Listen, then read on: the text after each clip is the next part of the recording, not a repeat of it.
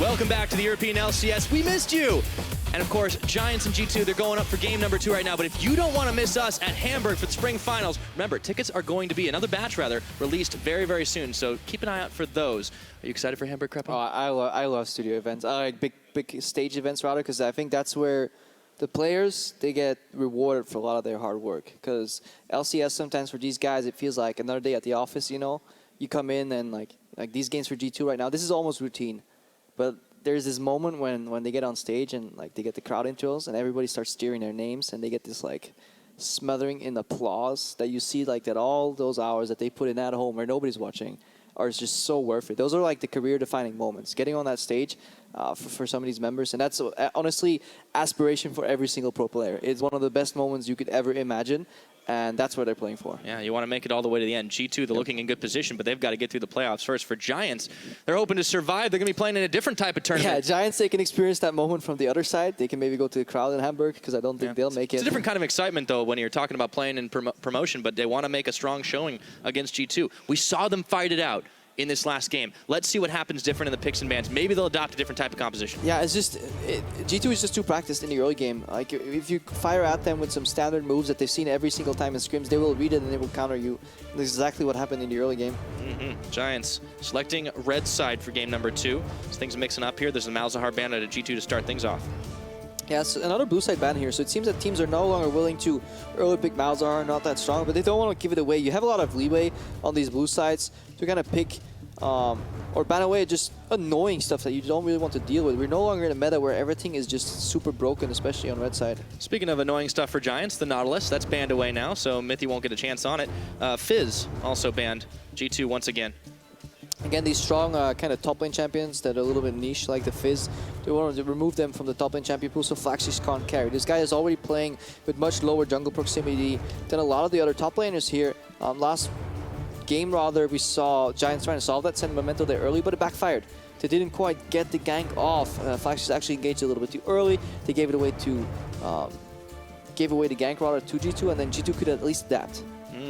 Memento also got set a little bit behind too, had to give up his life and his flash early on, and G2 making a cheeky play. You got to think Giants will be ready for this one this time around. The Shen's banned now by them. They're sticking it to the top lane. Well, Nautilus is flex, you can't support, and there's a Renekton ban by G2. Well, it looks like G2 actually just wants to play Rumble again, or Giants may actually early rotate the pick itself, removing the strong tanks away, getting just a pressure top lane matchup is what they're looking for. All right, we'll see what Giants take as their last ban. Maybe they ban the Rumble themselves. It's been a lot of top lanes. Camille is also still there. That's you true. may not want to give that over. I'm thinking about that one right now. A lot of talk, a lot of chatter on the Giants headsets, and it is Camille banned away.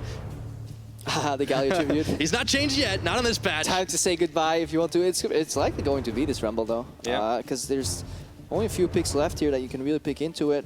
Where he doesn't get the push. Obviously you can play Rumble matchups and you need jungle pressure. There's also a case to be made for Elise if you want to play that style if you're G2. Would be surprised to see the Rengar here. I think it's okay. I think you can definitely play it, but it doesn't seem to be the highest value. No, and that goes back to the Rumble at the last second. They switch it up. So we'll see what Giants opt to play into it this time around. I mean, Giants, they just still need to put all the money on the early game. I would just draft Elise here again. Elise Lulu is a good opener. Elise Ashe is something you could play. Yeah, possibility. We saw in the last time around, G2, they took their first pick phase to grab that Ashe themselves. Lee Sin as well. A lot of early pressure from the G2 side. The Giants match that. Do they take the Ashe here? 3 seconds. And it's, wow, the Rengar. Okay, they play the Rengar. There are quite a few matchups where he is the weaker jungle matchup, so you need to supplement that with stronger lanes. This is also kind of a late spiker. Rengar has maybe one gank level 3-4 where he can try, but other than that, he will be farming until 6, and with the skill difference in individual player talent, I think level 6 may just be too late already. Yeah, Memento hasn't honestly played a whole lot of Rengar throughout this split. It's only going to be his second game on it. And the Ashe is locked in. That's definitely been much more what he's been playing, but everybody in the European LCS was playing Ashe. Yeah, AP top laner makes it so that you can comfortably pick an AD jungler, and that seems to what Trick is looking for. This is something we saw very often. Obviously no CC between the two of them, but just wealth of damage. Oh, yes, indeed. And honestly, Trick is able to get this Graves rolling on a number of occasions, quite earlier than you might expect from players that are hoping for, you know, that level 6 to be able to dish all the damage. Very comfortable pick for Trick throughout his tenure in the European LCS, and he locks it. Yeah, I wonder if Mythy is just going to lock in the Pixie Fairy here. You know, with that Polymorph, you could really shut down a Rengar engage. You don't really want to give that combo bot lane either. Ashe with a range support that can poke so well, that can also then put Wild Growth on Rengar is actually quite a good combo for Giants. Ooh, yeah. Let's see if they deny it. 10 seconds still ticking for G2. They're taking more time, both teams, honestly, in this pick phase. It's definitely something they're thinking about. The Tom Kench, though, that's a Mithy special. Yeah, they're going for a different kind of denial. Again, just wanting some frontline. Playing these all damage comps with no frontline is quite hard to play. And this way they also have really massive displacement. Is this the standard old school counter to Ashe very often? At Worlds we saw Tom Kench banned and Ashe rotated then because it was just so easy to play against this arrow. When you play Ashe versus the Tom Kench comp, you kind of have to hit the Tom Kench himself. Yep. Stop him from doing a whole lot and try to take him down to 0 before the gray health comes into effect. Giants, instead of a Lulu, looks like they're opting into some more tanky supports themselves. That's a Braum. It seems just like a read on Hustling. I think they're not afraid of the Lulu because just Hustling doesn't play it either or plays it just not very well. And the fact that he goes for a Braum here indicates like champion pool issue for sure. This is not where you would expect a Braum pick to come out. In the first set of picks, they take themselves their bottom lane, but definitely a little more unorthodox. Giants now, they're going to go ahead and ban away the Jhin. G2 still looking for an AD carry on their side, but that looks a bit dated. Yeah, I don't think... Jhin is alright in this patch, but I don't think you can ever squeeze Ven here. This guy's going to play into Ashe Braum. This guy can play any AD carry with any support and definitely go even CS because there's just not enough pressure. Yeah, back to Giants. Let's see what they do again. Do they continue to try and squeeze Ven? They just get rid of the... G2 gets rid of one of these strong laners into the Rumble here. Again, this is top lane squeeze. Maybe they just get... They won't get rid of the Lulu, obviously, here where they did last game. And yeah, you were right. More squeezing on the AD carry position. Yeah, Callista. That one banned away from Sven. Now G2, let's see what they do. Is it once again going to be something against the Rumble? The Gnar was banned out last time. See if they do that again against Flaxish. That seems very predictable here. That's a good spot here. If you're Giants... Pick the Syndra here, I guess. Syndra, Orianna, two good blind picks, but neither really has an edge. Or do you want to wait with your counter pick mid and just lock in top lane here? What are you going to play into the Rumble? I guess, yeah, I guess you just lock in top here if you want to save your counter pick. Oh, maybe Knight's trying to have his way once again. This Talon, he did get a couple of kills, but it just didn't do enough, and he stuck to it so much, and one of the few to really commit to it, they take it blind. It feels like they're so afraid of Perkz playing Talon here or something that they lock it this early, because they set up an entire draft where they have mid lane last pick, right? And they just don't use it. What are they going to end up last picking here? Which role? It's the top lane. So they're going to use their last pick to pick a champion in the champion that was picked first by G2 Esports. That generally indicates that your draft wasn't good. And of course, Ven is like 90% sure to just lock in Ezreal. Super safe laning phase with the Tom Kench. The only way Giants break that open is if they actually group with their jungler and poke. But Rengar is not a type of champion that does that. So unless Talon actually roams down and punishes the push from Ashe, it's going to be super hard for Giants to break open this game. Yeah, and Perkz can very comfortably take the Zillion again if he wants to against the Talon. He's going to lock it in. That's the last one over to Giants. They have now 2 denial spells versus this hard engage from Giants. Giants, they're playing with a massive shotgun. Talon, Rengar, they go in, they pop you, or they die. And that's exactly what G2 are countering here with the Devour and with the Zillion. Yeah, same kind of comp from Giants last time. We saw that not quite work out. G2, they've got some pretty scary team fights, but a lot of denial from that pick. All right, Flax, just give me the secret weapon. What do you got? Tell me what was so important that you had the first rotation Talon, not pick a single champion and play a side laner. It's going to be the Echo. All right. Let's see if it works out for him. I do not know. Double TP on Giant side. You know Wait what? a minute, though. I actually like this pick. No, they should swap it around. If it's actually Talon top, I'd be interested. That'd be crazy. Regardless who plays this Echo, I actually like the pick a lot because Echo is one of the stronger side lane mages. It's really hard to beat him. He can also run double teleport, which solves that issue where Zillion himself is running double TP. These guys can swap up until 20 seconds, but I think it's somewhat worth seeing this Echo in the second phase. Yeah. We'll see if Giant's secret weapon is enough to 5 pull more off a win. seconds. Yeah, they still can swap this one. 2 more. 1. And there we go. It's locked. So it is going to be Echo in the mid lane into Zillion. Has a really annoying harass pattern for Zillion to deal with all the jumps.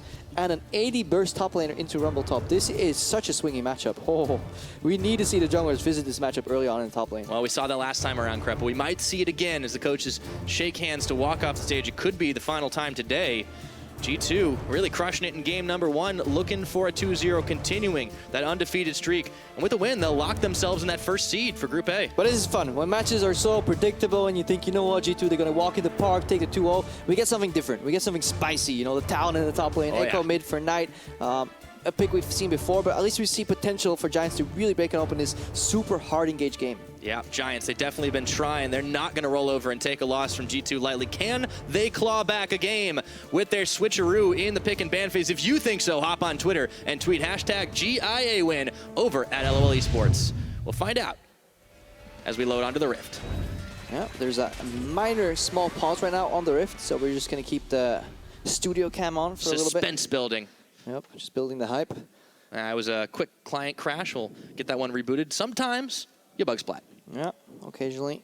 No Kha'Zix this game, though. Yeah, not this time around. It's a quickie, though, and it honestly heightening the tension here. Giants, they are hoping that they can grab themselves a surprise victory here. A lot of pick potential if they can pop members of G2 before Mythy can come to the rescue, before Perks can deny those. Yeah, I mean, there's so many tools on the side of G2, and they know how to use them. But we saw Giants picking up a couple of kills last time around. Maybe they can roll the snowball. Yeah, maybe they can. We'll need to see how these lanes play out. Push should be on the side of...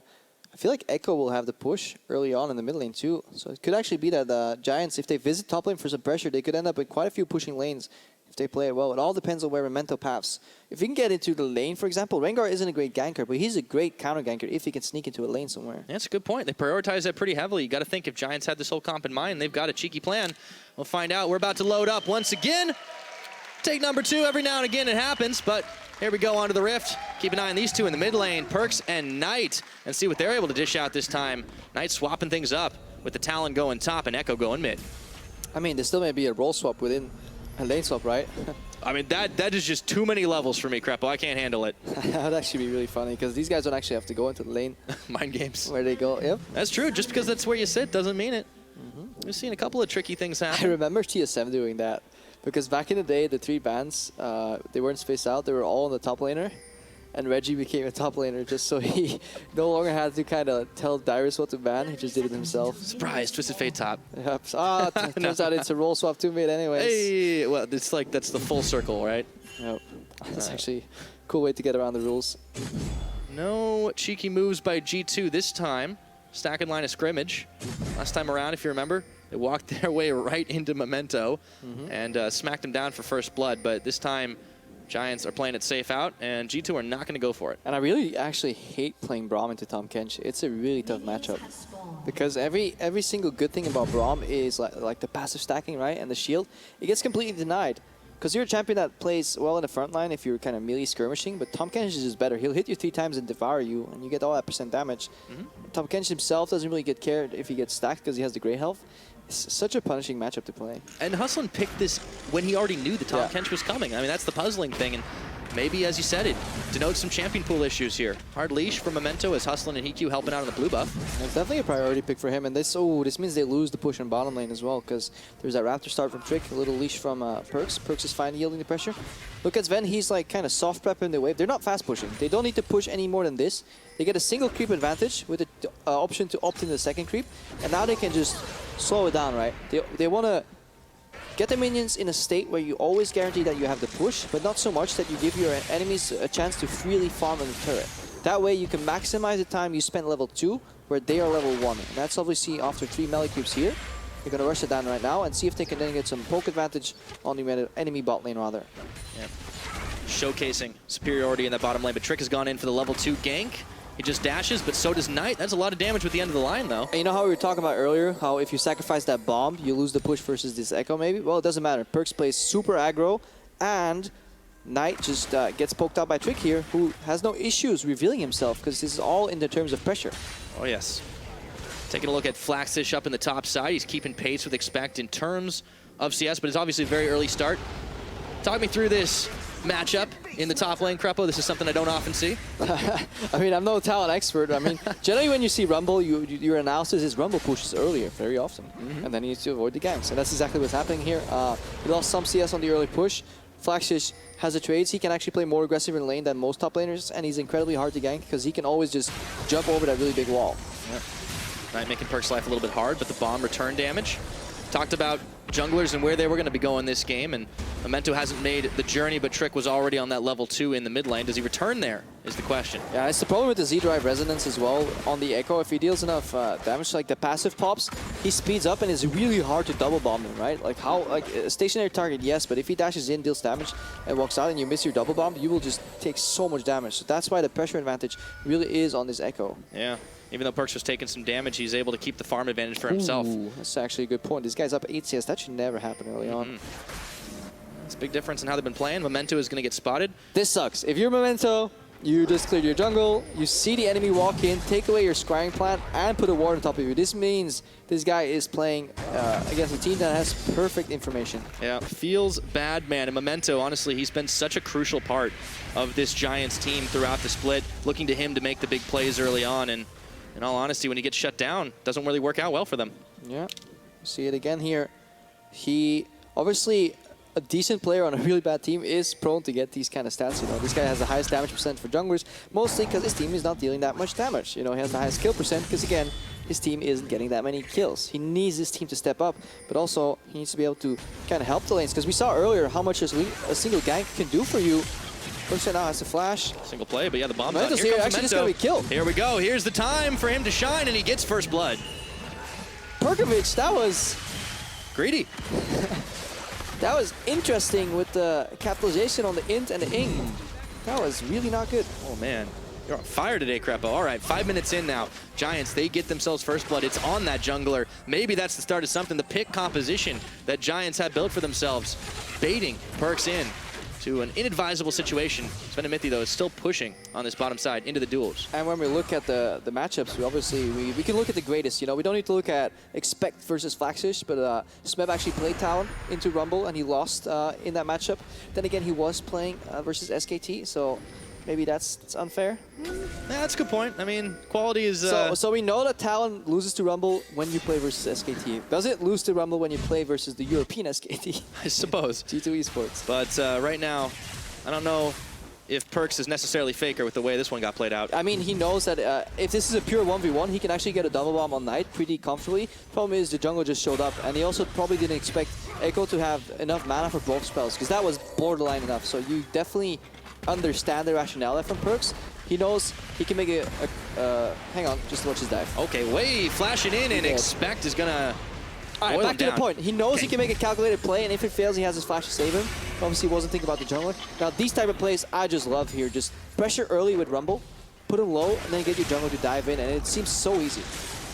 Gating what the Talon can really do. Hard for him to really make a big play here. Now, Perkz and Knight both taking a little bit low. Perkz does not have his flash. Knight's still sitting on that one, so might need it in just a minute, though. He's getting taken quite low at the minute, but let's see Trick coming around the side. Knight does have 6. Is he going to pull that snapback? No, he does, right into Perkz, trying to make the play. One more auto is all he needs, and he gets it. Ooh, Knight's actually going to walk away here, so this is super well played by the Giants mid laner here, but Perkz, with a bit of an error in positioning, you can definitely see that trailing ghost. You know where he's going to ulti here. Both bombs used as well.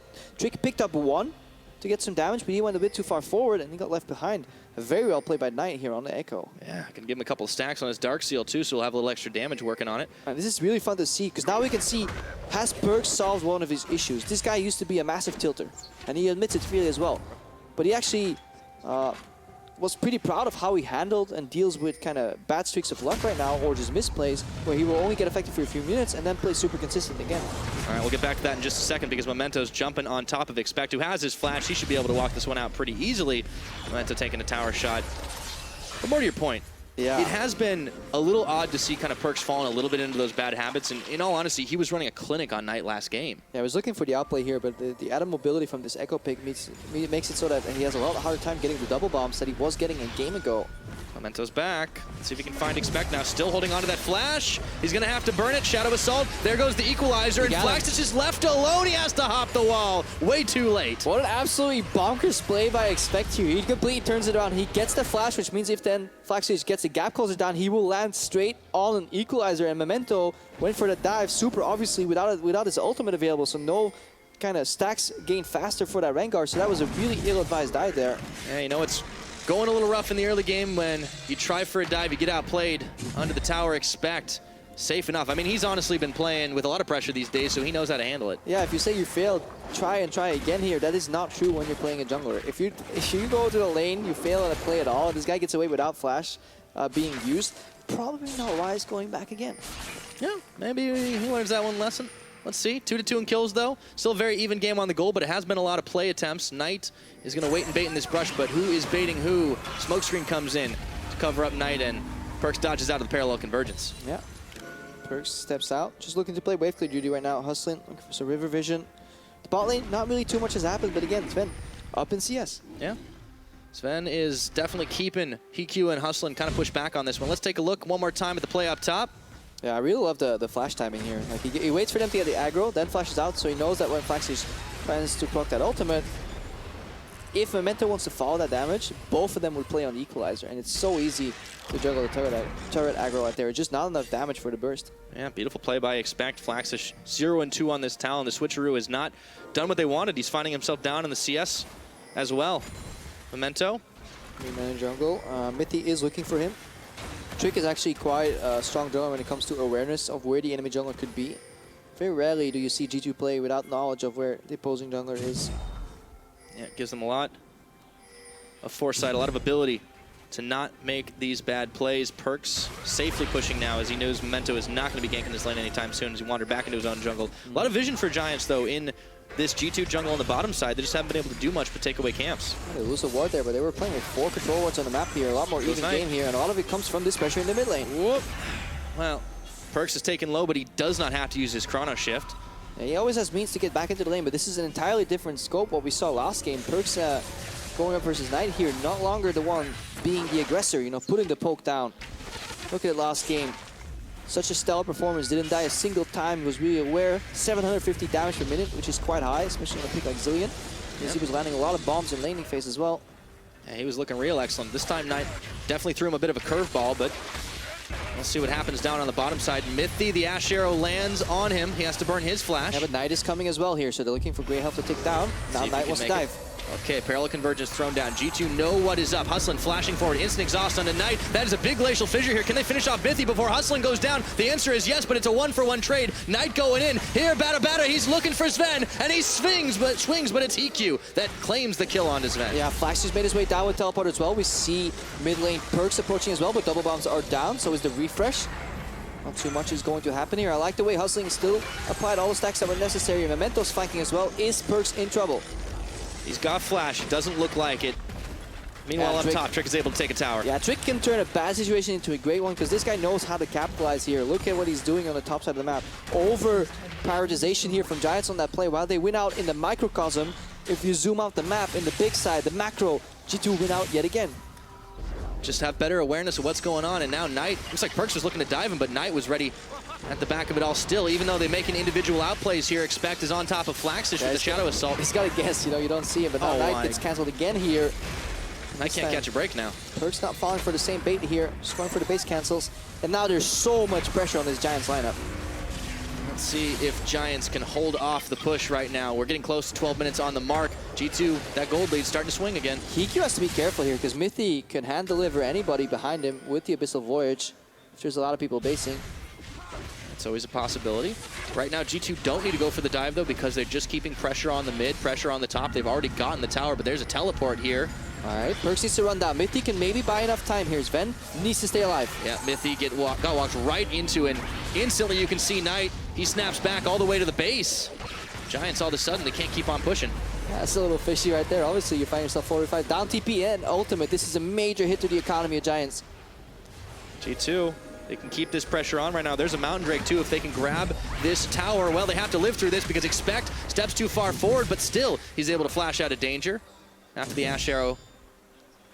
A little bit of a miscalculation there. This is kind of the style that G2 like playing. Looking for small victories over and over, putting the enemy in kind of a gridlock position where they can only make bad plays. They lost their flash, but they gained the teleport cooldown and an Echo ultimate on the other side, which means now Perks can play a lot more aggressive rather. He can really push on the advantage, and obviously a lot easier when Trick is grouping with him. Despite the fact that Knight had a couple of kills here, wasn't enough for them to really be able to do too much. Here's how he picked him up. Yeah, a couple things to look for. Hustling goes in with Q Flash to really get the aggro early, then he puts his shield in front of Sven. And then just this last tick here is really important because he gets the exhaust out, and then Sven actually makes the mistake of not flashing early. When you play versus Echo and he starts his E animation, it's often very much so too late to flash. So you really want to respect him and flash early. Yeah. Well, Flaxus is respecting the positional that G2 have. He's going to have to hop the wall, but he dies in the midst of it once again. Expect 3-0 now on this Rumble. Yeah, 3-0. I think if you hit Talon in his ultimate, you get a kind of a shimmer, so you can see where he is in that invisibility, and that's exactly what happened there. Flaxus walked in, connected with the Electro Harpoon, and it was enough for Expect to determine his location. Yep, Flaxus not having a great time on this Talon. Switch up. Still Knight. He's pretty happy about this Echo pick. Is it going to be enough? Memento stealing away. Memento's level 8, by the way. Red buff. Trick is level 10. This guy is taking side lane turrets, taking the farm. Now Sven's under pressure. He needs Mithy to warp back in, but Giants are committing. Flashing forward. Tom Kench is coming. And he dodges out the Glacial Fissure, but will he die? No, it's Mithy to the rescue. Yeah. Spits Sven back out. EQ's tanking a full minion wave. Mithy can actually go mess with him. Exhaust is on. True Shot Barrage. It's only going to clip onto Hustlin right now, but Giants are on the wrong side of this one. Sven sidesteps the big arrow, and now they're on to EQ once again. Memento coming in to try and finish up a kill. Mithy going low. It's Memento taking down Sven, and Giants, they commit super hard, but it is a 1 for 2. Yeah, but how much time have they bought? Trick is here, going for 1. Trick, can he get 2? In, blown away, trying to finish off Memento. Red buff ticking is not enough, and Knight even tanking tower shots. How low is that HP and bar? now we need to look at the map here. Can Perks get damaged mid? No, he says, you know what, I can't finish that turret. I'm just going to prevent Talon from taking top lane tower. So we see Perks playing the smart game here, going to the top side of the map here. There was a lot of time bought here. I love the way Sven was just ultra aware of the way the situation could change out. He never blindly went to that trade that Mithy was setting up for him. Kept his distance, sidestepped both ultimates of the enemy bot lane. Yep, forced a huge commitment from Giants. They still were able to pick up some big kills, but Trick coming in, flashing to manage to finish off one himself. It's 6-6 in kills. It's 15 minutes on the game, and you can see the big goal difference, objective control. It's only one tower, but in all honesty, G2, they're just getting a lot more off the map. Yeah, but the fatty first tower gold, Pyra, that's what you're looking for. Oh yeah, we saw that big 650 pop up when Trick was finishing it off himself. G2, they've got the map control. They can keep on working with it. And you can see some of the difference in items starting to come through. EQ actually opted for the Blade of the Rune King finish off first, and, well, he might have needed it for the kite. Oh, Borg Ash. That's the first. All right. I'm actually not quite sure on that one. I'm not convincingly going to call it bad just yet, but something tells me it's not the greatest. It's interesting.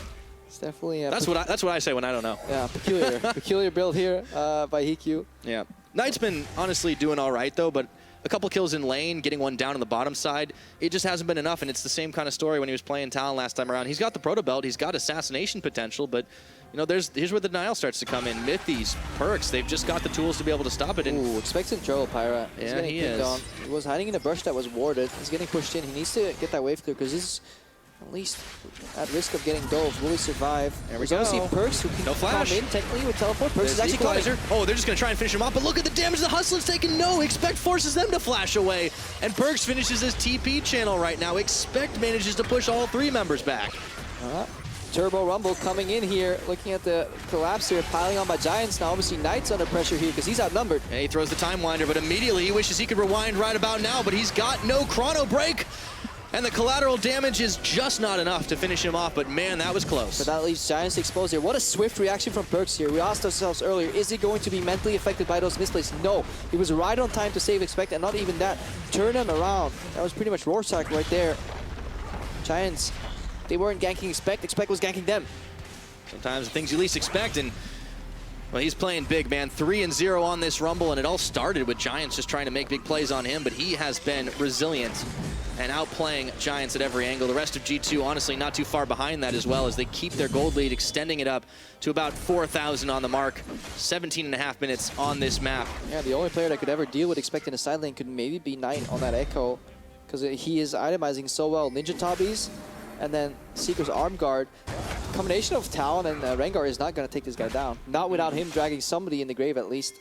Yeah, Flaxus definitely not tanky enough right now. Knight can usually get himself out of harm's way, but Giants, they really need him to be able to pick off other priority targets here. Giants, they just need some towers right now to try and come back. Yeah, this Talon pick was sacrificed. First game it was picked early. Second game it was used as a flex tool to really enable that Echo. Yeah, Flaxus is suffering.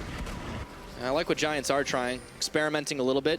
You know when you're facing off against a top-tier team, well, you're probably going to lose. You might as well do something a little unorthodox, throw people off. No, I think these flex picks will be really valuable if they end up in promo tournament.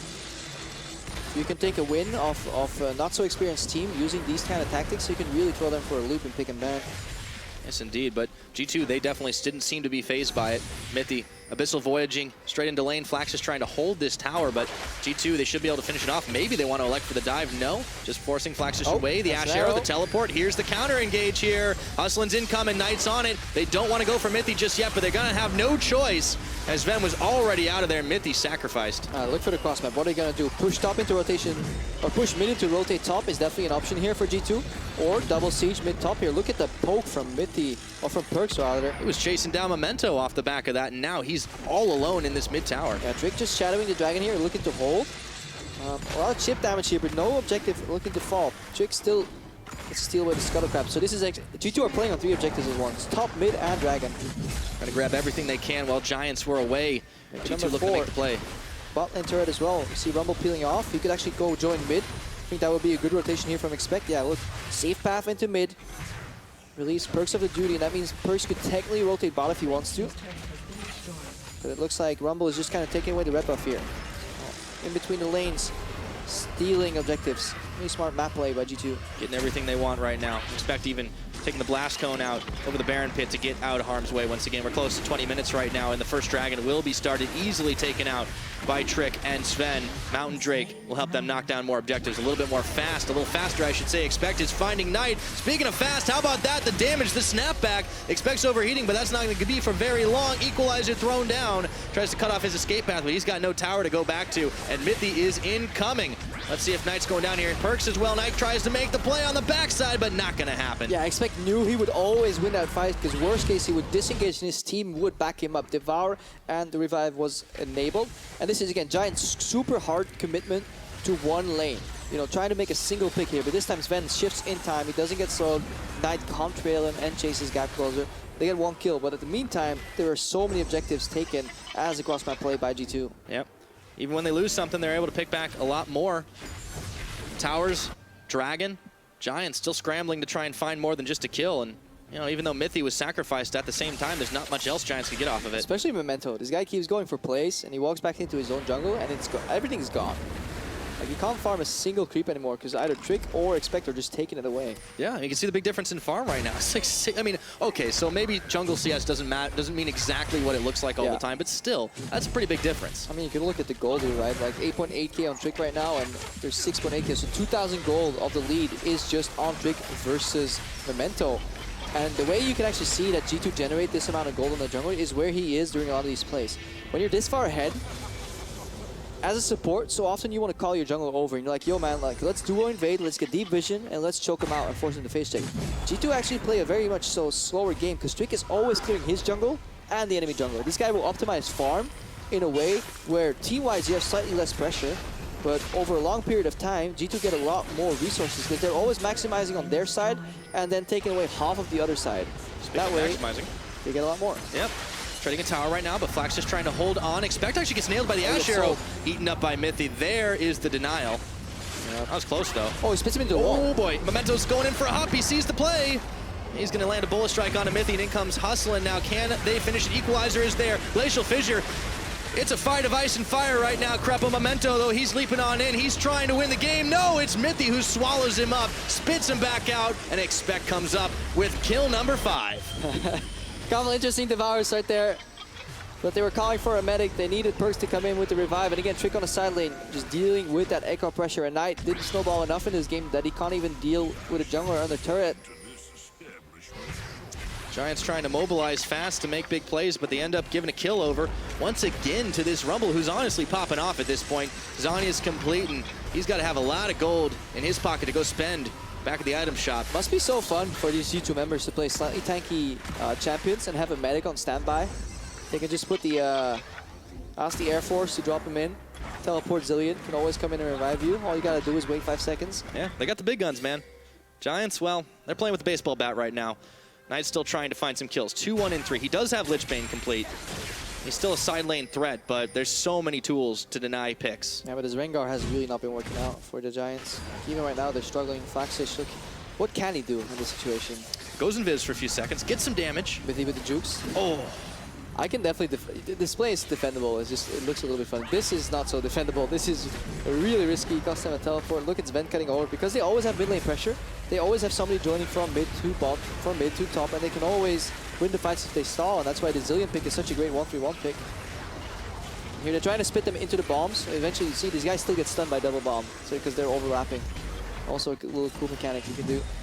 The Rengar has been trying to get tanky, Spirit Visage and all, but not enough damage, and again, so much denial from the G2 side. We are 23 minutes into this one. There's going to be another Mountain Drake on the map soon, but right now the vision is all targeted towards the Baron side. Yeah, looking for a quick day here in the EULCS. Yeah, it will be if this ends this way. Splice 2-0ing Vitality after a bit of a comeback. Giants never really got a goal lead here in this game. They looked good for only a second in the first game, and then G2's prowess just came powering through. Yeah.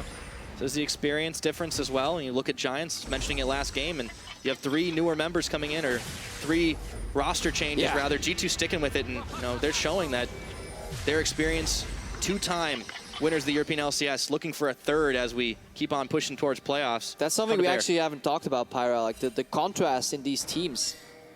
G2 kept their entire roster together, and then you have Giants rotating new members in every single split. It seems like these guys can't keep the roster together for a while. And then Trick.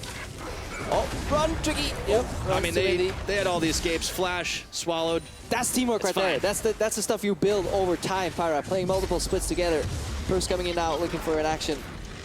And then you need to look at the coaching, right? G2, as they're sieging in here, looking for more damage. Yeah, Trick taking tower shots. It's all right, though. They're still firing away at this turret Knight, looking to come in parallel. Convergence over the side. Teleport now as he pushes away towards the minion. G2 want to reset right here, and they want to go back to the bottom lane, and now they have TP advantage, so you could actually expect coming here pretty soon if they find a ward. But again, yeah, G2, they invested in coaching staff. They invested in infrastructure to teach these players to perform better or become better versions of themselves. If you look at Giants, it's kind of only Lozak right there. Last year, their drafting improved, but he even credited it to their AD carry back then, so he now joined them as well. But yeah, that's the problem. Like Giants, they're always fighting an uphill battle every single season.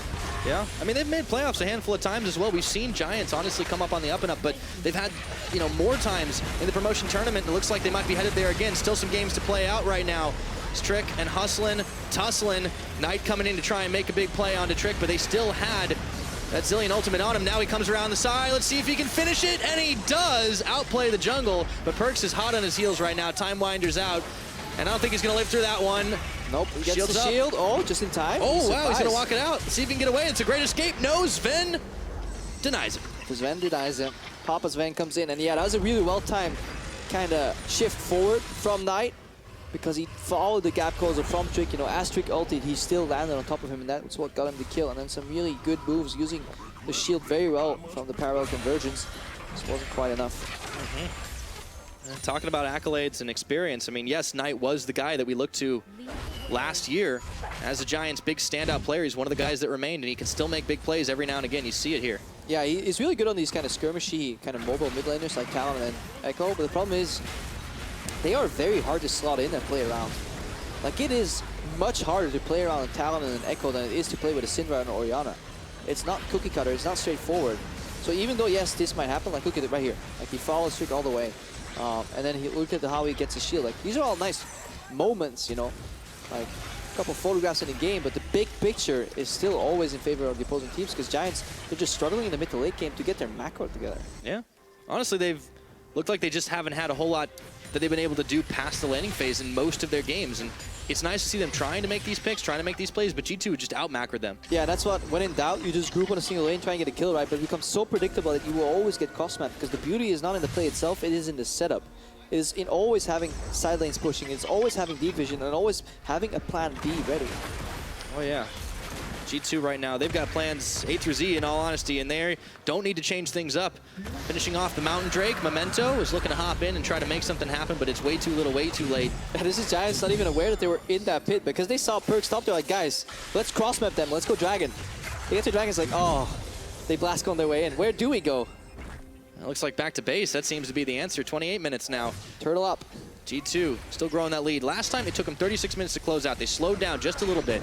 Minor critique we can level at G2, but right now they have got tower wrecking power. They've got Baron demolishing power. That's 2 Mountain Drakes. That's a big gold lead. What are they going to do with it? Really good vision control. There's one single ward hopped over that little wall where there's a double TP possible. They're looking to close out the second mid lane turret so they can push in even farther. Sven, look how he's playing, always ready to shift into Mithy's mouth right there.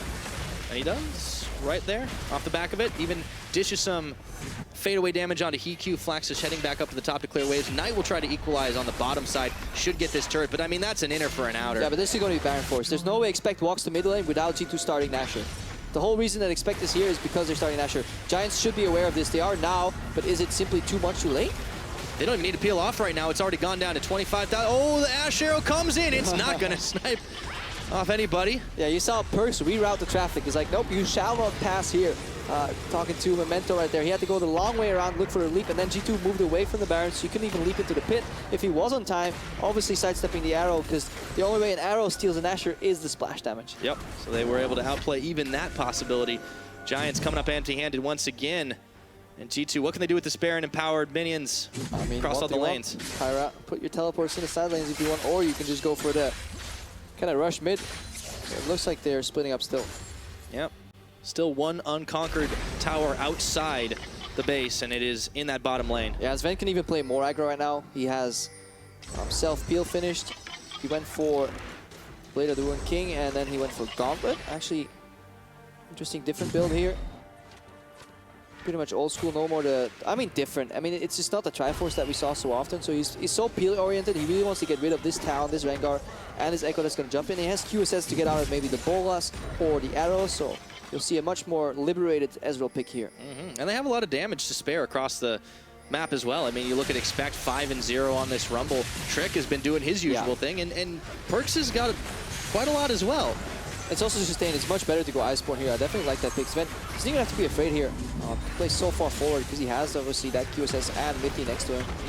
And with a couple Mountain Drakes as well as the Baron buff, they're able to easily polish off that last tower, demolishing it. And let's see what they can do in this 1-3-1. Perks just goes mid. It's a 1-3-1 that will always turn into like a collapse because you want Perks with the team, right? You don't want Eucilian split pushing, but you still want him to put pressure on the lanes. So that is what Perks is doing right now. He pushes up mid, and then he's ready to turbo speed himself up to the bottom lane. Ozark looking on, hoping his team has answers to try and get a collapse themselves. G2 should play slow here because they just want to let Rumble push in the top side. They just want 5 members of Giants in vision bottom wave so the Rumble can push in. Now obviously Talon's going to hold and then Expect has to decide. Does he go mid with his team or can he win the 1v1? So far he's looking at that 1v1, but meanwhile it's checking on Knight as he goes all in onto Perks, dodging bombs. Obviously, if they commit too far in the mid lane, that leaves an opening in the bottom lane. That is what G2 is trying to do here. They were trying to pull out the defense of Giants into directions where they can't really hold anymore, and then they can force open a turret. And once one turret falls, this push and pull will really work out. Knight's looking for the collapse, though. Not going to be able to find it right now, and you can see Expect being brought into the mid. They want to force mid here. Look at Expect. He came down. The zoning from Perks goes out. It's actually not the bottom lane turret. It's also the mid lane turret that's going to fall. And right now, Giants are crumbling. G2 are getting everything they want right now, scrambling between everybody to try and get out of harm's way. It's Mithy who gets caught on the Ash Arrow. Equalizer gets thrown down. Will Giants pay for that one? They're getting low, but Redemption coming in. In comes Perks on the flash. Knight snaps back right into the team, but he's forced to get the hell out of there as Sven chases him down to pick a kill. The rest of Giants licking their wounds, heading back to Fountain, but their base is in shambles. Yeah, a couple lucky moments right there. Mithy going down without being able to be revived, because obviously Sven did not take that carry, that arrow out for his support, even though he had QSS. And then Devour available. They sold Mithy, but it wasn't enough. A nice move from Knight as well. He used his ultimate to dodge the second bomb from Perks. But even with all that, it was just too much gold advantage for G2. And they keep on growing it, grabbing themselves both inhibitors, pushing into the base. Giants, they're not done just yet, but man, they're bleeding out at the moment. Yeah, they're bleeding out. 2 inhibs down. This should be a clean finish for D2. Put the dots on the eye, go home with another 2-0, and remain undefeated in series for well over a year right now in the European LCS. Here's that play again. Yeah, look at him. Mithy, he's like, I'll devour you. You can QSS the arrow. I got you. He got sold. And then Perks comes in. I mean, it's going to be like a hero. Flash double bomb. 1 bomb. 2. Nope. Knight just jumps out. Doesn't block his teammates. Sven is actually going out of mana in these fights. That's how long they're lasting. Yeah, so these are really well played fights by Giants. The problem is simply too late. Expect is dealing a ton of damage. Yeah, playing with a lot of heart, trying to hang on, but it's oh so hard against this G2 squad. controlling everything on the map right now. Mithy, Oh, yeah. 0 damage. I wonder why that was. That's when you wait for your team to win, and then you make give them some feedback after the fight. It's like, hey guys, my name's Tom Kench. I have Devour. he's so pissed off that he bought his own QSS. He's like, you know what, guys? If you're not gonna help me, Never again. I'm gonna help myself. I'm gonna buy my own QSS. He's got enough gold to spare, though. G2, their coffer's pretty much overflowing this time around. There's another dragon spawning. It's Infernal, but there is no need for G2 to try and pick this one up. They're marching up the top lane. It's a 4-1 with Expect in the mid, trying to finish off the last of those inhibitors. Yep, See if they can end the game here. And now looking for the side flank. Mithy Asher. again, but Oh, they found Mithy. surprise! This time he has the QSS, get him out of harm's way. Flax just going around the side. Big glacial fissure here, but there's Redemption on Knight in the back. Do they have enough damage to finish off the job? Expect was flanking the flankers, but he goes golden as Knight can't finish him off just yet. There we go, the big shutdown. But meanwhile, the rest of Giants are falling to pieces, and Hiku is going to have to get to the safety of tower. Or is it so safe? Trick coming in, a double kill, a triple kill, and there's no defenders left for Giants. Yeah, straight to the Nexus for G2. Flanker Z right there, Pyra. They take it home. Oh, yes, they do. 2-0 for G2. They continue their undefeated domestic streak. GG, well played. And they're happy. That was a super clean fight by G2 Esports, mainly because they caught Giants completely off guard. They were trying to do the same thing. You'll take out the Tahm Kench, and that's what you have to do. That's why Tahm Kench is such a strong pick versus Ashe, because you're always forced to try and take him out first. The second he popped that QSS, Giants knew it was over.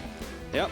Big buy there at the end for the Tahm Kench, and G2 can be pretty happy with their performance in both of those games. The entire organization kind of right there, 5 players. And then they have Sharks, Weldon, and Youngbuck. And then obviously also here. He was here last week in the studios. Yep. He released an interview where he told them he loves them unconditionally because. Because. Win or lose. And then he followed up. It was quite fun from a grammatic point of view. But yes, he says, you know what, these guys, it doesn't matter. If they fail again, we're going to give it our all. We're going to set us up for success as best as we can. And then it doesn't really matter what happens next, as long as we gave it our all during the split. And that mentality allows you to play with the necessary amount of freedom. Yeah. It's got to feel good, not just being in a big lead, not just being 11-0 and close enough to that perfect split, but they know that their owners got their back, the whole org's got their back. And this is what a top-tier team in Europe looks like. Yeah, look at them, man. Coaching staff rolling up the mouse pads for you. Well done. Adding value to the team. Mm-hmm. It's probably for an interview, but yeah. Of course. But yeah, G2, they've just got to be so happy with what's going on. Maybe a little bit of critique in game 1, not finishing as fast as they could. Okay, they improved it by a minute, but honestly, you're just trying to knock off little things there, and it's just minor improvements every time. If you ask them what was happening in that closure, they're like, yeah, okay, we were trolling a bit. That's what they will tell you. But yeah, these guys know that's the best part about it. As much flack as they get for failing internationally, they just show up consistently a tier ahead of the teams in Europe, and they honestly understand their mistakes, and that's why it's so hard. Like, it's so hard for them to find, I think, practice that can push them forward. Because when you get smashed in scrims, you can open up the VOD and be like, okay, where did we go wrong? How did they outplay us this hard? But when you're this good of a team, especially on stage, it's really hard to improve. Yeah, I mean, it honestly is, and this is why they've got to be looking ahead to more international competition. Obviously, we're getting ahead of ourselves because they've got to play through the playoffs, of course, but, I mean, with that win, they lock themselves the #1 seed in their group. It was all but confirmed before, but they officially do it. They dot it down on paper. It means they get the bye for week 1, and they can kick back and watch as the other teams fight it out. I think Expect right here put a vote for himself here for MVP with that performance. Because he took the aggro in both games. He was getting targeted. And this Rumble, he showed up with tons of damage. Trick also played well here. So those would be kind of the 2 guys that I'm looking at for MVP performance. Obviously, we can't give too much to Sven because he's playing scaling carries. And once he's scaled up, the game's over, Pyra. They're like 8,000, 10,000 gold in the lead. Playing as slippery as he could. I mean, Giants still managed to find a couple picks on him early on in the game, but as you mentioned, they're just tunneling so fast on trying to get individual kills. But that's it for us. For more, Quick Shot standing by with G2's AD Carry. That's Sven. Thank you very much, guys. I just had to get Sven his microphone there, so I forgot to pick it up. Anyways, congratulations. Another 2-0, another undefeated week. This is becoming a pretty regular occurrence. Quickshot interviewing Sven on the couch. Let's talk about the series. Was it as easy as it looked to me as a viewer? Like, I don't want to say it's easy. It was easy, but it wasn't hard, at least. Why is that? I just don't think the Giants they are the last place team in our group, and they're not very good, and like there's not like it's flame or anything, but it's just the truth that we're the best team and they're one of the worst teams. So I think that's fair. And you know, I'm putting you on the spot with a slightly unfair question, of course. Sven, what is it that makes G2 so good now? What is the magical ingredient that keeps you guys undefeated here on European soil for so long? I don't know about last split. Last split, I think we were not that good actually, but I think now we're more of a strategical team with more macro play than last split. I think now everyone has learned a lot of macro, especially Dejan, expect. I think he now knows more about how to move on the map, how to play a tank as a carry, or the other way around. And I think now we can beat every team in the league without like having to be better players, like mechanically or anything, or lane phase wins. But I think now we're just more methodical macro team, and I think we have learned a lot from IM especially. So yeah. Well, it's definitely showing through in terms of all the results. Let's talk about you specifically and how the AD carry role has changed. I mean, since you've joined the LCS on the stage, the best ADC in Europe. You've been through all the different metas over the last couple of years and whatnot. So what do you think of the state of AD carry in 2017, now that we are in week 9, there's only 1 week left of LCS? Well, so Jin and Varus suffer the classic red curse of something is OP, that's not the champion, so we will nerf that. And then the champions, so Varus and Jin got nerfed, the Varus Q, the Jin ultimate, the Fat Touch, and then the items, and then the Vitality finally, right? So those champs suck now with their old builds. So when Jin and Varus got nerfed, things like Ashe become even more popular, on red side mainly, and champions like Ezreal, Kalista, Caitlyn took a step forward.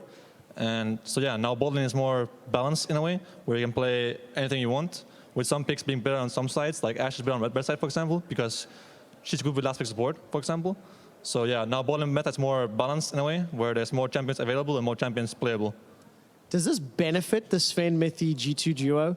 Because I spoke to you guys a few weeks ago and we talked about how Mithy was inting a little bit and the meta wasn't exactly in your favor. So is this a small step back into something where Sven and Mithy can be the best in the West again?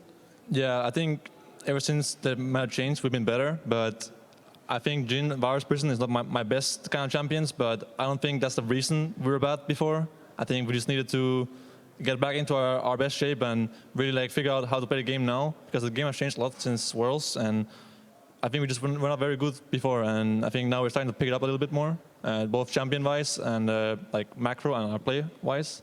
Well, it helps. Yeah. You're getting to playoffs, right? This is the time when to pick it up, of course. Let's just get 1 or 2 more quick questions on you personally now. We've talked about the meta and how it adjusts. How do you personally adapt and change? Obviously, you play a lot of solo queue. Obviously, you play a lot of champions. But how big of a shift is it going from, you know, Kalista last year to Jin this year to now Ashe, for example, for you personally? Well, for AD carries, there's never been main champions in my role, right? Like top has tanks, AP carries, assassins, mid has the same kind of thing where there's more champions to play. Whereas in bot lane, the meta only goes back to something that was played before. There's never new champions. There's like 1 AD carry a year, right? So you don't have to learn anything. You just have to go back to what you played before, right? I have always played something. Like I played Ashe before, right? I played Kalista before. So going back to something is easier than learning something new. But for patch changes, you have to like test the new things, like Warlords, for example. You just play 20 games in a row with Warlords, and like, this really sucks, and oh, this is really OP, so now I'll play it too. And then sometimes you're right, sometimes in hindsight you're not right, and you just have to test it in scrims against real players, against like real teams, and you test the solo queue, and you try to like figure out if it's good or not, and then yeah. Well, it definitely shows. I mean, undefeated again in spring. Sven, thank you very much for the interview, and I'll probably see you next week. Before that, though, let's head up to the analyst desk to rack up the day with a post-game lobby.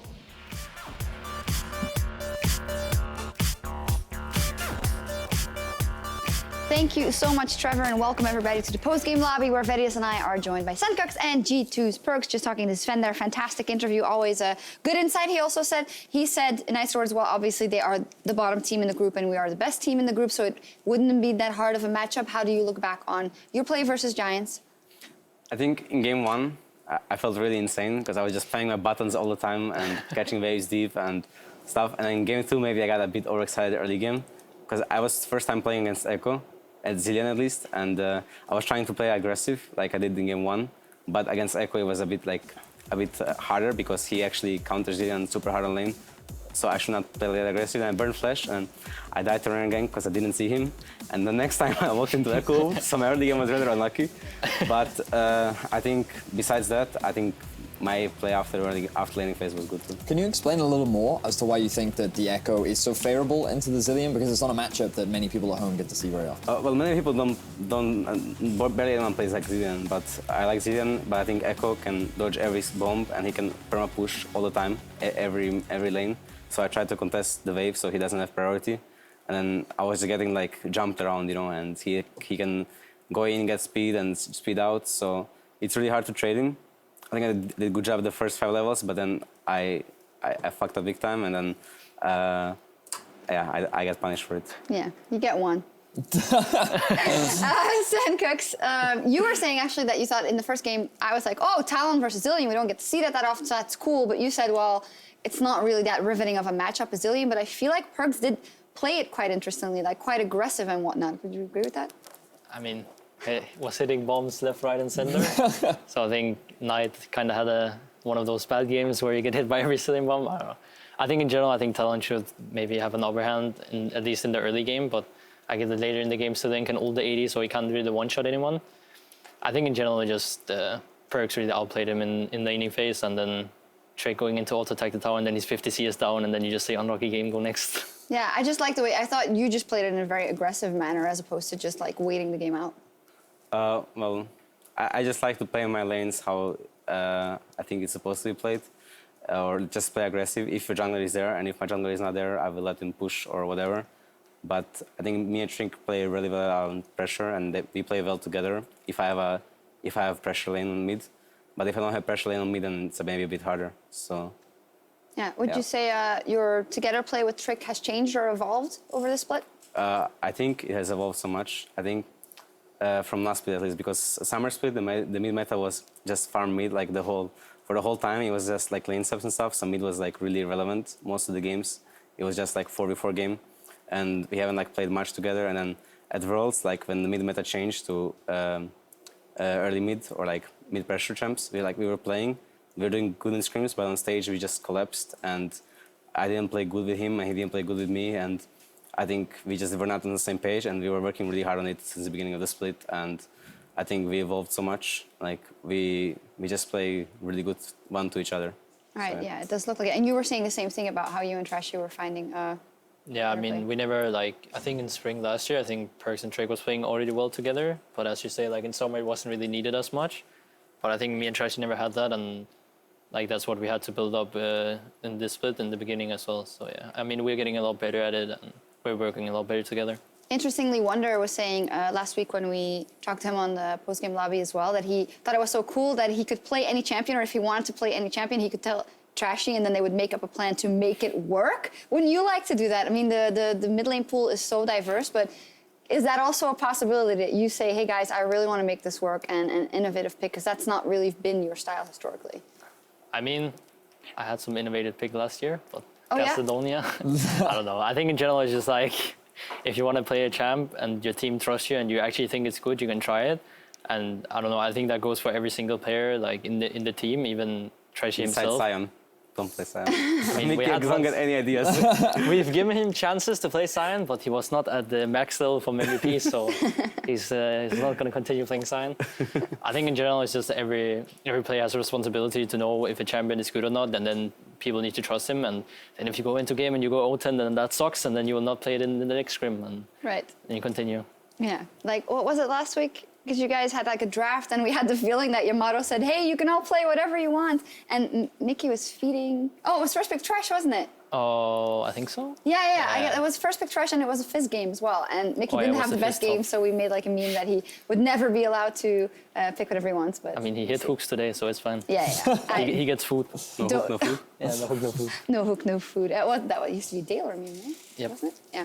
All right. In any case, for this series, the player of the series was Expect there, and we heard Sven talking about as well how he feels that on a macro level, Expect has improved enormously. Is there anything more you can say about that? Because it's very obvious in the games, but... Yeah, I think it's insane. Like his improvement over the course from summer split, where he came from LSPL team, which is like basically like you didn't know anything about the game or like life as a pro player. So it was just like he adapted to the EU style and he learned everything about the game with us, and he was like really willing to learn. So it was amazing. Actually, it's amazing to work with this kind of person who just accepts every kind of criticism. Like sometimes he accepts like too much criticism. Like we're literally just like talking shit on him just so he improves, you know. And then he improved, and now he's like, I think he's so good now. Like I think he's best of in EU. Wow, there we go. And he's playing very well as well. How do you deal with criticism and feedback, Fergus? I think I deal really well with criticism. I think if I haven't dealt with criticism, I would be stuck to my summer split mindset, or maybe I wouldn't. But I think everyone in our team deals well with criticism, and that's why we are this good, I think. Yeah. Or since if we couldn't deal with criticism, then we would just be stuck on our way of playing, like gank only top, or like some teams, or I don't know. I think it's very important to be able to give criticism and receive it. Yeah, I mean, also in the caster team. EULCS, right? Like, the moment Ryze gets nerfed, Perks can't play it anymore. He can't bring out all the improvements that he was able to make on that champion, And he flames it on Twitter. But I'm very impressed with what Perks has done. I mean, he earned MVP at IEM as well, and I think that as an individual, both you and Expect have grown a significant amount. How much do you feel that was thanks to the support staff that you have? Because a lot this split, we've actually been looking at the support staff and considering how much value it really does bring to teams. I think the support stuff is useful, and it was great addition by G2. Like, it relieves some pressure from Joy, some pressure from us, some pressure from organization, and but I think it's mostly it was myself reflecting upon myself and trying to like step down of trying to be a star player like I did in Summer Split. Was trying like too much and just playing how I think it's supposed to be played, and try to play like as perfect as I can. I will never play perfect. There is always something I can do better, but I will try to play as perfect as I can. Like my role, how it's supposed to be played. If I'm supposed to go in, I will go in. If I'm supposed to die for my team, I will not play for KDA. If I'm supposed to play for KDA, I'll play for KDA. And yeah, I think I have improved a lot, and I will just look to keep improving. Yeah, it does show. Sandcox Perks has all the personal goals for this year in the split. What was for you kind of the personal goal for your mid lane play specifically? Wanted to get away from this passive style of play, like what is known for playing Cassidy and Melsa, standing at your tower, getting behind in CS kind of style. So I want to shift away from that and show what more that I can do, and how I play in scrims and stuff, and play more like that on stage, I think. Play more aggro. Well, you got to play today. You guys beat Vitality to an also pretty handy win there in the end, and you guys also locked in your spot for the playoffs officially, so you'll be going to the quarterfinals. At least, Perks, did you see a lot of this? How did Sandcox play? I actually didn't see the game because we were in the shuttle. Yeah. I saw game 2, and game 2 was just like, his matchup is just like, I don't think Hassan is the best pick. But maybe it's good, like maybe I'm being close-minded, but I think like Hassan just gets pushed in, and if you have a losing bot in the matchup, they can just go mid and take your turret.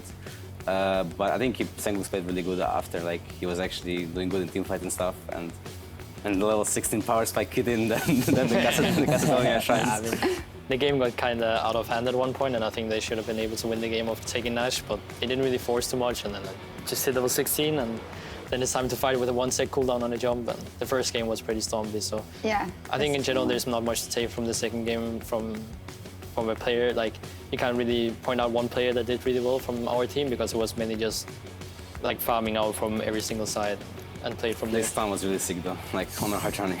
It's Mickey Exler. I mean, I think actually he didn't have flash. I thought he had flash. I think that the way in which Splice played this series, though, was actually very impressive. You had the fastest game of the split in game 1, and now, like, looking ahead for playoffs, do you see yourself meeting G2 in the final, or do you see yourself, like, how do you see yourself looking at the promotion tournament and looking at promotion G2's tournament? Promotion No, tournament. the playoffs. I don't know, actually. I think in general we're just going to take it step by step. Right now, so if we're going to... There's still a chance that we get second, so we play for that first. If we get third, then we will play Misfits, and I still think we can win that series. So in general, we were going to take the quarterfinal first and then look from there.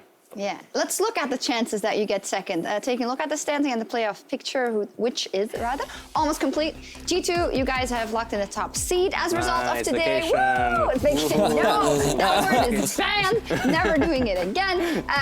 But that's really good for you guys. You get a straight bye to the semifinals, and of course, it's a big struggle there for Unicorns of Love H2K, who gets it. And if H2K were to drop lower, then Splice would get in second position, and you would avoid Misfits, and you'd likely play Fnatic or Roccat? So those are a bunch of discussions. Let's start with the first one. What is the probability that Splyce makes it into second? Maybe we can ask Perk. So Splyce still has to play the Unicorns of Love and H2K. And H2K still has to play Vitality and Splyce. I think the chances of Splyce getting second is honestly like fairly low, but I think they can do it. It just depends like how they pick it up for last week. Like it's always, usually the last split, like last week was so irrelevant, but I think now it's so hyped. Like you can see these teams fighting for second spot. Like who's gonna get Fnatic? Who's gonna get the free win in the quarters? And it's just gonna be really fun to see the next week.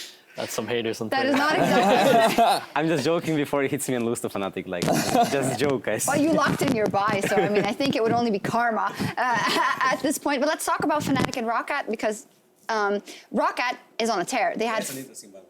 Excuse me? That is an interesting That battle. is a very interesting battle, not one that I had expected coming into the split. Verius, Roccat now on a 4-series win, and they are playing Misfits tomorrow, which will be kind of the breaking point because they're also playing G2 later. So they have to win one of those 2 series for Roccat. Do you see it happening? I think it's a big ask. I think it's unlikely that Roccat will be able to take a series off of Misfits. But I think the goal should be to see what they can do, because I think that the fact that they've made this amount of growth in such a short space of time is definitely a positive aspect for them. And I think that they should prioritize on locking in that 4th place spot and doing what they can at improving towards looking at summer. Right, but who deserves it more? Who deserves the 3rd place spot more? I mean, The team that gets it deserves it. Yeah, the team that gets it deserves Thank you. Because I think that when you look at the first half of the split, right, Roccat, they sucked, right? They had no impact on the game. They really didn't. Individually, they were getting outperformed by everyone in the league. They had no sense of macro. And while they did bring in someone else that better understand how to play the game and work as a team, I think Fnatic had a better grasp of that earlier on in the split. So We were discussing this actually this week. I agree. You agree as well? But I think Fnatic, I'm just disappointed in them because I thought before going into split they were going to be like a top tier team with all the players and how they build the roster. Like they were really like trying, I think, to build like an Europe roster, but they haven't shown any room for improvement since then. So we were thinking about this week, and although Fnatic, of course, it was kind of like a self-fulfilling prophecy. They made this team and they said it was going to be good, but are they actually going under their expectations? Because to me, if I didn't have any of that context and I look at Fnatic and look at a team with almost all new rosters, a new plan for the split, I would say getting to the playoffs alone would be enough. And is it just because of the image that they made about them around themselves of like, hey, this is the all-English roster, that we just had bigger expectations for them than what was reachable? I think in general, like I think Caps had some hype coming in as well, and I don't know, they have like some veterans players in like SOAS and Reckless, so I think in general, like just looking at the roster, they should be able to be a top team, and people expected Caps, even though he was the rookie, to become like rookie of the split and become one of those like maybe the best mid in the EU at that time. So I think that's why people had a high expectation as well. The problem is just that they needed to improve because they were a new team, but they didn't really improve at all. Luca, do you think that Caps hasn't been able to come into his own or be that dominating as we kind of not thought he would, but maybe he could because of the team's performance, or is he just not there yet or not able to get there? I'm not sure. Okay, I think at the beginning of split, like before going into split, I thought like I was playing against Caps in solo queue and some like mix-up scrims, and I was playing against Fnatic in scrims, and I was getting so destroyed every game. I was like, oh, no. I was getting really triggered, and then after like, because I didn't play that much in off-season, I was doing school and other like real life stuff, so I was like getting a bit depressed, so I started spending more games, and after like 2 or 3 weeks into the split, I felt that he didn't improve as much as I did over the course, and I think it might be because of the team problem, like, I don't know, coaching infrastructure or whatever, that didn't like allow him to improve as a player. I still think like he has great future, like he's just his first split, it's a bit unlucky like on and off, but I think with some time, like he will be a really good mid laner. Yeah, that's definitely something to follow up on Caps' individual performance. And when we look at the individual performances as a whole, Splyce's Wonder has extended his lead at the top of the player of the series leaderboard. 6 points. Jankos, then Kakao, and Sven with 4, and expect me talking to Chachi 3. No Sankuks, no perks in. I'm getting robbed. Robbed? Well, you happen to have a couple of people on your team. I'm really getting robbed this split, I think. I got robbed last week. So should you be in the place of Sven or expect? Or what? I think on the Wunder place. joke. Actually, how many series did we win? Was it 7? I think we've won. Yeah, I guess 7. Wunder is just carrying alone. That's my guess. Wonder is insane. Just- I mean, just can you say insane. something nice about Wonder? I mean, I think he's the best top lane in the EU, so I think. Actually, how long have you now been playing with Wonder? Because we had this great conversation earlier on that I think is a beautiful story between him and Wonder.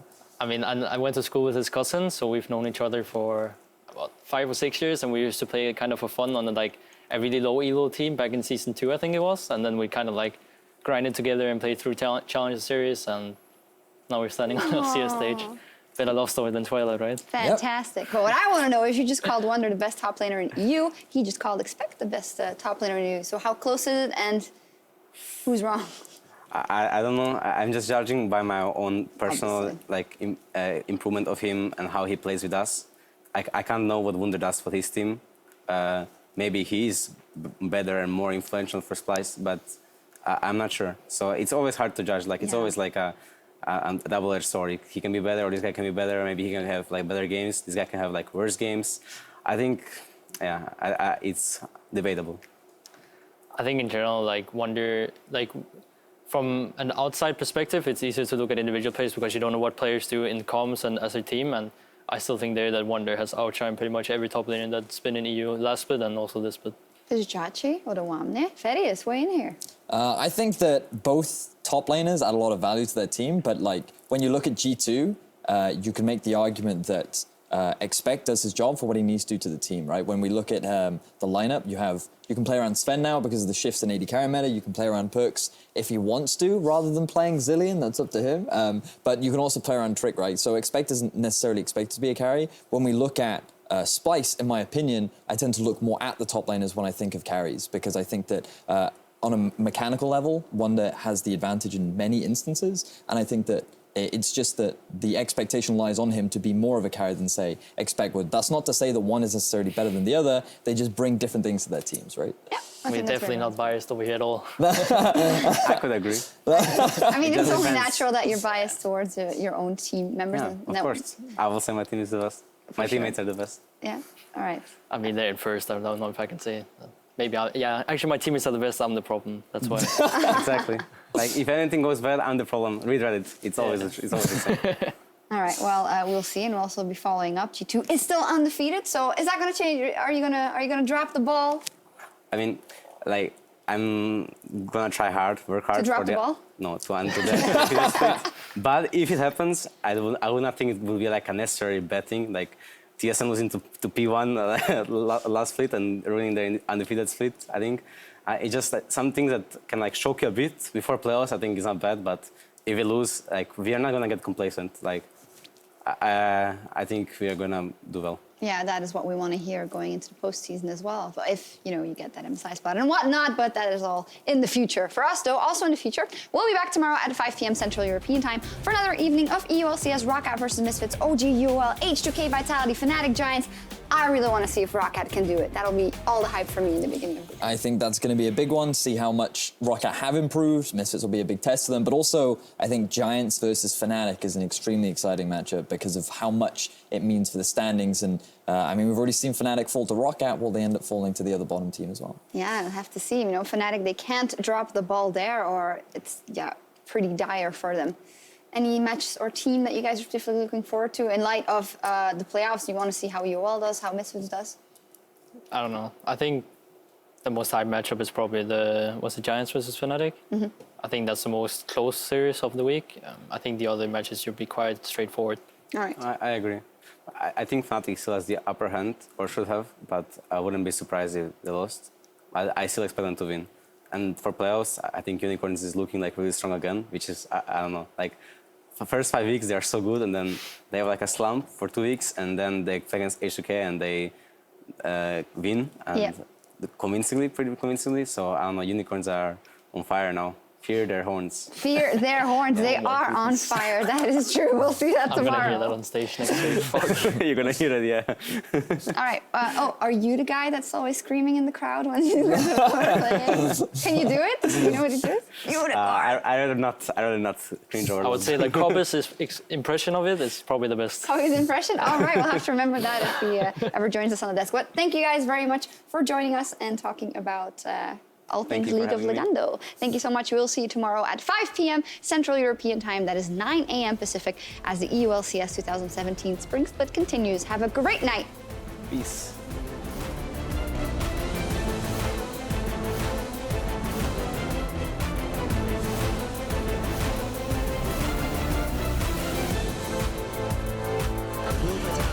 The answer is fight! Choco's gonna get caught by a death sentence and the arrow. Double teleport into the river. Splice, smite down the dragon. It looks like Cabo. He cancels the TP. Hachani's caught by a cocoon. Splice get dragon and 2 kills as well. Khan is down. Wonder gets the stun. Relentless pursuit, but the range is too short. Steel gets his first kill of the game. Splice with the fastest game of spring and secure their spot in the quarterfinals.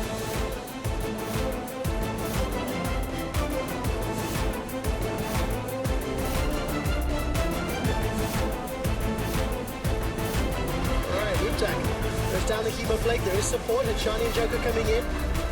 Ash Arrow catches onto Trashy, Trashy goes down for first blood. Copy and Senko's get out of range of Tempered Fate, and Wonder is being culled down where he stands. The body slam allows enough damage for Copy to pick up the kill into Cabo. Hachani burns down, it's a double for Copy's Ezreal. And they turn the game around from a 4,000 gold deficit for a clean 2-0 over Vitality.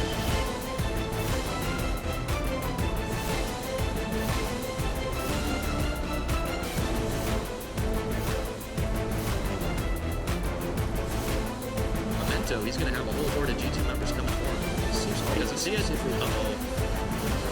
Exhaust is on. There's the bomb. Oh, I think Memento's running out of time. He has to flash, but he's not getting out of there. That's first blood. Trying to hold the line. Redemption comes out, but is it too little? Is it too late? The bomb's on. The damage is there. Trick picks up the Caitlyn, and G2 holding firm in this 5v5. Making the game here. Finishing off the last Nexus turret. Let the Winnies do the job. G2 wipe their hands and get ready for round 2 as they have taken a big lead in this series.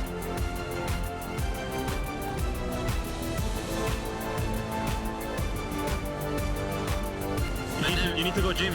You have too much energy. I feel like my brain is exploding, you know, like I can control everything. Knight does have 6. Is he going to pull that snapback? No, he does. Right into Perks, trying to make the play. One more auto is all he needs, and he gets it. Big place of Fissure here, but there's Redemption on Knight in the back. Do they have enough damage to finish off the job? Expect was flanking the flankers, but he goes golden as Knight can't finish him off just yet. There we go, the big shutdown. But meanwhile, the rest of Giants are falling to pieces, and Hiku is going to have to get to the safety of tower. Or is it so safe? Trick coming in, a double kill, a triple kill, and there's no defenders left for Giants. Yeah, straight to the Nexus 4G2 flankers. See right there, Pyro. They take it home. Oh, yes, they do. 2-0 for G2. They continue their undefeated domestic streak. GG, well played.